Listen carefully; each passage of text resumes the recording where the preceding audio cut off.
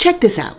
Ray J jumped on Instagram the other day to show off what he says are his new permanent face tattoos. According to Ray J, there's no better way to show the world what you really believe in than to paste it all over your face. So, Ray J claims that he got the name of his new television network along with his kids' names permanently inked all over his face.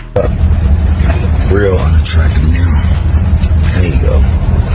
Melody Epic. Tattoos on my face. That means I can't do no more movies. I can't host those TV shows. You know what I'm saying? Like it's all in for me now. You know what I'm saying? I ain't wearing no makeup. You feel me? Yeah, I did this on purpose just because I don't want another call time given to me. I only want to make the call time. And what better way to do that than to just decorate, you know what I'm saying, your body with what you believe in. Put the fucking police on the board. Fuck it. Fuck them, you know what I'm saying? I love them. I'm humble. And I just absolutely don't ever and wouldn't even know how to give a I don't care. Listen, hopefully Ray J's over there playing around and that's some seriously water-resistant henna. But if it isn't, all I can say is his body, his choice. And even though I personally think it looks whack and I don't understand why you would put the name of your TV network on your face, once again, his body, his choice. But everybody on the internet was not as tolerant as I. And one person said, the white around your lip goes crazy. Mike Epps' voice. And then somebody else was like, y'all don't know a Sharpie when you see it? And then somebody else was like, I tell you, it's crack. And then somebody else was like, I know his plug smiling from ear to ear right now. And after that, somebody else came through and said, he got that dog food itch.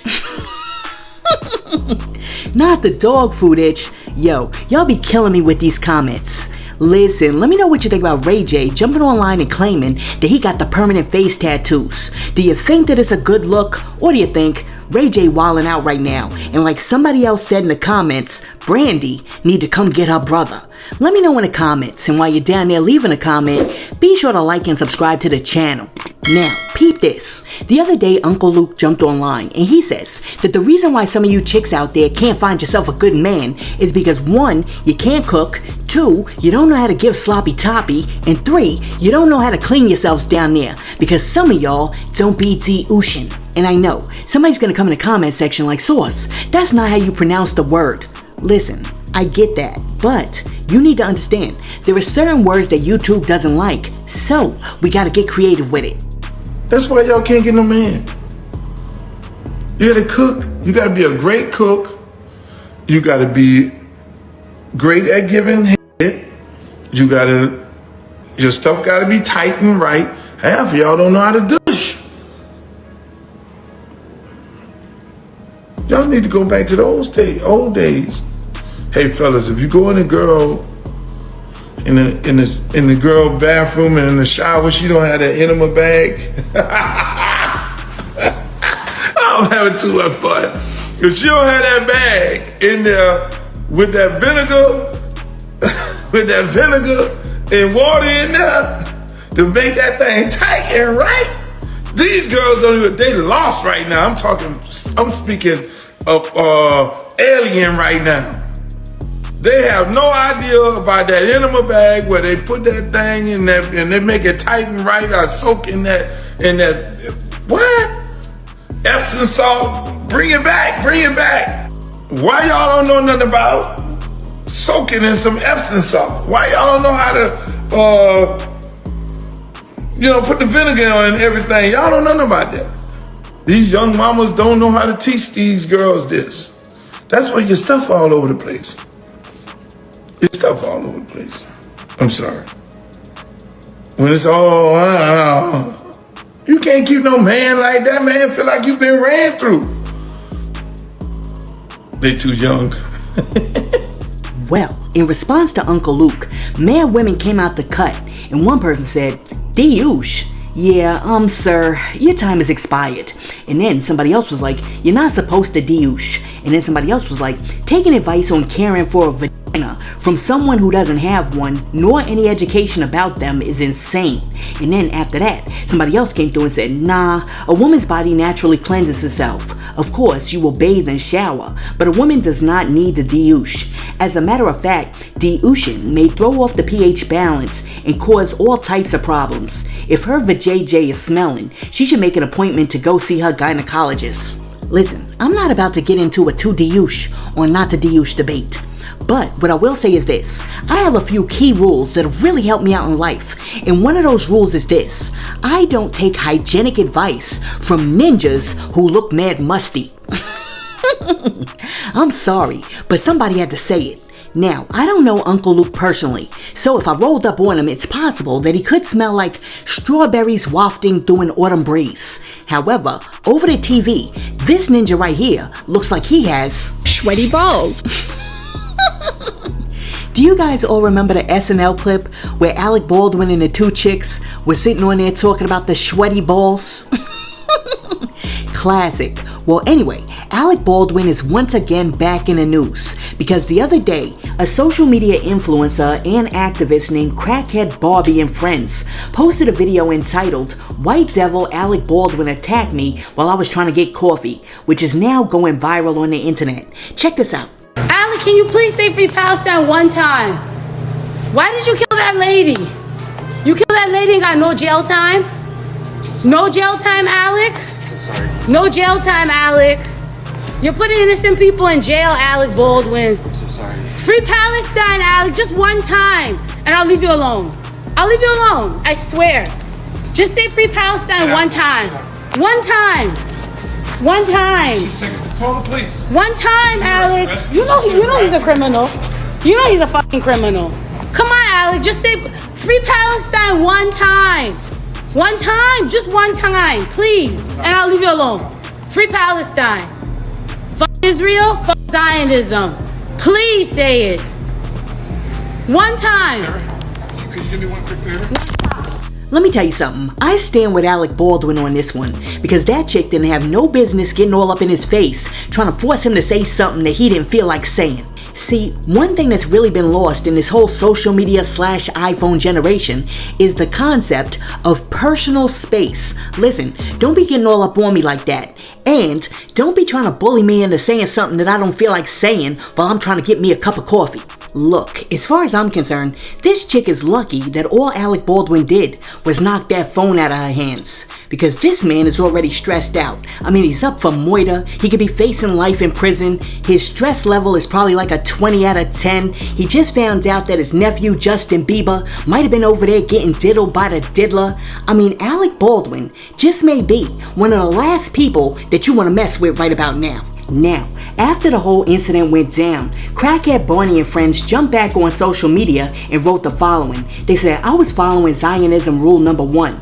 Invade space, conquer, and be a victim. Laughing out loud. Listen, let me know in the comments, who's the real victim here? Crackhead Barney and friends or Alec Baldwin? Let me know what you think in the comments. Now, check this out. Cardi B has sparked up a little bit of a debate online after she said that she could tell that her little cousin was zesty when he was 2 years old. Watch this. Like, I feel like I have a cousin that I just knew since he was like 2 years old, like, yo, he's gay. I watched this show, The Baby Reindeer. It's on Netflix, and like the fourth, I haven't been able to finish watching it because I think around the 4th and 5th episode, it kind of like traumatized me a little bit, like it freaked me out because, sometimes in life when you don't have nothing and like when you're like trying to figure out your path or your dreams and stuff like that, like you get into really bad situations. And then like on the show, like in this episode that I saw, and I was like, I can't even watch anymore. Like the guy, he wants to be a comedian, so he met this guy that, of course, that is like, he told him that like he was gonna put him on, and the guy introduced him to drugs. And while he was drugged up, the guy was raping him. Like he was like finger popping his ass. Then he started him. They started sucking his dick and all this weird. And then because of that, like the guy just started going through a very hard time to his life because he just felt so violated, and he never went to the police because he felt so ashamed. And then he like, because of that, he started finding out that, that he was like kind of getting into that, and he was such ashamed of the new feelings that he was experiencing. And it's so crazy because like it's so important for us to like know certain male perspective about these type of things, because women go through a lot of sexual assault, but we don't really get to hear or see what other men go through when they experience sexual assault. And it just like it shocked me. And then it's crazy because like I believe that there's some men that are born gay. Like I feel like I have a cousin that I just knew since he was like 2 years old, like, yo, he's gay, like he's gonna be gay, and he is gay, and I love him. And there's some people that like, there's people that are born gay, and then there's men that get sexually assaulted and then they find out that they are gay. And like some people, people are always gonna be judgmental, people are always gonna like not accept them and stuff like that. But it's like people sometimes don't even know their story or how they got there. And it's like, that's why sometimes you gotta be like more open about certain things, because it's like you just don't know people's story and why they like and their preference and how did they even got there. You know what I'm saying? Like not everybody, as you can see, like not everybody is born gay. Like if you see that episode, you see like the guy, he was straight and he got raped, and then he just started going through all these emotions of identity of what he likes. Like it's like he started having crazy sex with women, he started having crazy sex with men because he just wanted to identify of what he likes, or because he got sexually assaulted. Alright, so after Cardi B said that, you know darn well that the comment section went bananas. And one person said, you're not born gay, but your psychology is heavily impacted by both parents being active participants in your formative years before age 5. And then somebody else was like, being gay is an action, not a look. What's wrong with people these days? Also, of course a person can be born gay. And then somebody else was like, I don't give a F what nobody say. That is just true. 2 of my cousins were born gay. We could tell when they was little, around 4 and 5. I used to babysit them all the time, but at the end of the day, I love them no matter what. And then somebody else was like, don't put that lie on God. Shaking my head. God made man in his own image, so don't put that lie on God that people was born gay. That's just the lust that they have. And then after that, somebody else was like, y'all only know about God when it comes to gays. Y'all sin 24/7, but got everything to say about somebody else's sexuality. Listen, I'm not even getting ready to get into the whole nature versus nurture debate today. But what I will say is this. If you're a grown behind adult and you're looking at a baby in Pampers, you're like, yo, that ninja zesty. Then what you're doing is you're projecting your adult thinking onto that baby. Because if you're looking at the baby and you're like, yo, you see the way that ninja crawling? That ninja zesty. Or you're like, yo, you see the way he like sucking on that bottle? That ninja zesty. Or you're like, yo, you see the way like his Pampers is mad tight? Yo, that ninja zesty. Then that's not the baby, that's you. Because 2 years old is way too early for you to be trying to address, assess, or assign sexual preferences to a human. Listen, let me know what you think about Cardi B saying that she could tell her little cousin was zesty when he was 2 years old. Let me know in the comments. Now, check this out. The other day when I dropped my video about Kendrick Lamar versus Drake, and I also discussed Drake's new diss track using Tupac's AI voice, I told y'all that when Pac was alive, he didn't like anybody messing around with his art, especially if he wasn't getting paid for it. Well, now it appears that Tupac's estate agrees with me, because they have issued a cease and desist order to Drake, and they told him, you got 24 hours to take that song down off your website, or we're taking legal action. So, as it turns out, Drizzy Drake didn't feel a need to contact Tupac's estate and ask them for permission to use Tupac's voice, and he certainly didn't offer them a few coins for using his voice either. Now, in the letter, litigator Howard King said, Drake has 24 hours to take down a tailor-made freestyle from his page, or he'll be hit with a major lawsuit. The estate is deeply dismayed and disappointed by your unauthorized use of Tupac's voice and personality. Not only is the record a flagrant violation of Tupac's publicity and his estate's legal rights, it's also a blatant abuse of the legacy of one of the greatest hip-hop artists of all time. The estate would never have given its approval for this use. Now, I tried to show y'all the other day just how serious Tupac was about his art. However, YouTube wouldn't let it play. So, hopefully, they'll let it play today. Check this out. Check this out, G. I'm Tupac. I'm Diddy. I have my money, all of my tape, and I want it now. I want my tape off this thing. You can't sell my shit. I want it now. It's me. It's my shit. Take the money out of my pocket. Now I want my shit. I want my tape now. Or I'm gonna fuck your whole stand up. You understand what I'm saying? You don't understand? That's my tape. That's me. That's my group. Now, you're taking money from me. You're selling my tape, but you're not paying me for my record. You understand that? Now, you take my tapes down. If you're gonna take my tapes down immediately, I'm gonna take your tapes down. You take them all at the same time? I'm gonna do like that. On the floor. Or the bar. You know what I'm saying? Because you're not taking anything, you're still talking. You're taking my shit down. Hey, take the tape. Come on, man. I'm serious. Hey, take the tape. And then you have police that take this out, but not. I have the right to do it. But you take it to police. No, I don't have to take it to the police. You can take it to the police. I drop this shit down. Don't drop this. Drop this. He got my tape. You know this shit. Why throw your watch? He's selling my tape. He's stealing from me. You understand that? That's me. That's my tape. No, he didn't pay for it. We didn't get paid. You get paid off my sweat. You can't say shit. Mind your business. You mind your business. You don't have nothing to do with it. You ain't got shit to do with it. Pay attention. Fix your watch stand. You understand? Now, partner, if I see my tape up here again, by the word of God, I swear, I'm dropping your shit to the concrete. That's mine. You're robbing.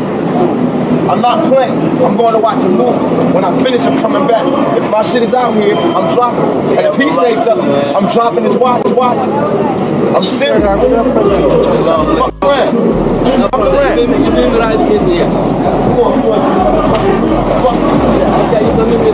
swear to God, I'm not playing. Okay, I know you're not playing. I know you're not playing. None of my tape. None of my tape. Where'd you go underground shit?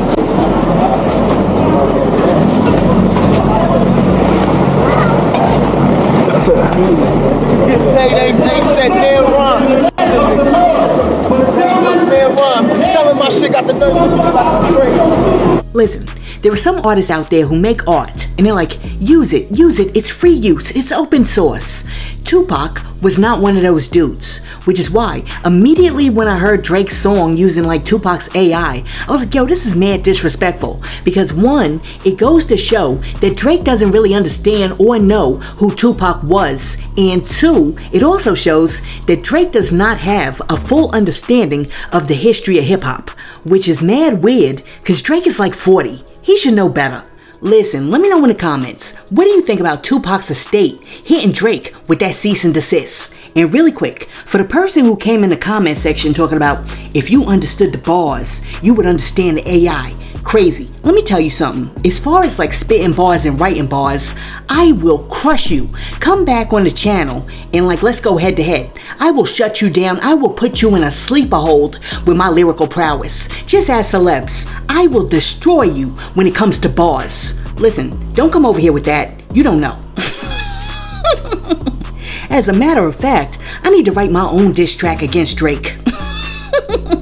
Let me know in the comments, should I write my own diss track? I mean, everybody else is doing it. I might as well jump into the source too. Let me know in the comments. Now, if you know anything about this channel, you know that I'm playing, but yet I'm dead serious too. Now, check this out.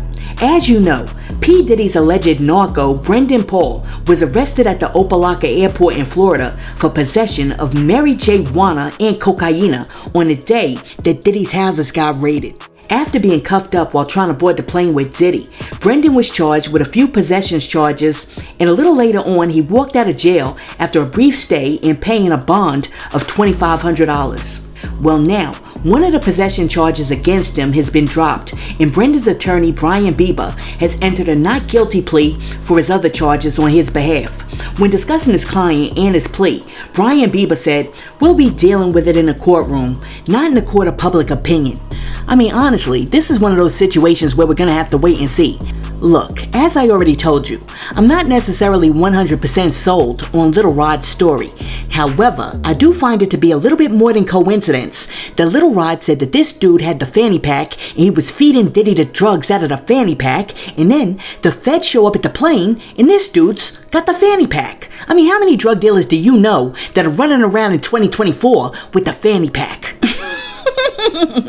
I mean, a Shannon Sharp purse, maybe. A backpack, maybe. But not the fanny pack. Listen, let me know in the comments, outside of jogging, are you still rocking the fanny pack? I gotta know. Alright, so as you know, Chris Brown dropped a scathing diss track on Quavo, and then, to everybody's surprise, within like 72 hours, Quavo came back and dropped a diss track of his own. Well now, the votes are in, because 577,000 roommates were asked which one of them dropped a better diss track. Check this out.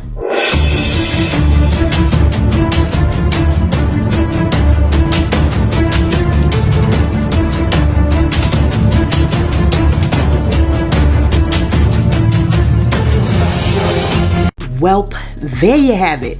An astounding majority, 88%, said that Chris Brown smoked Quavo. Do you think that those results are valid, or do you think we need a recount? Let me know in the comments. Listen, let me know what you think about Ray J and the new face tattoos. Uncle Luke saying that the reason why some of y'all can't get a man is because you don't D0ing. Cardi B saying that she knew her little cousin was zesty at the age of 2. Tupac's estate sending Drake that cease and desist, and P. Diddy's personal narco pleaded not guilty. Let me know what you think about all of that in the comments, and while you're down there leaving a comment, be sure to like and subscribe to the channel and share this video with your friends. Hey yo, thanks for tuning in to Celeb Source, your source for celebrity news. Be sure to like and subscribe to the channel. Peace.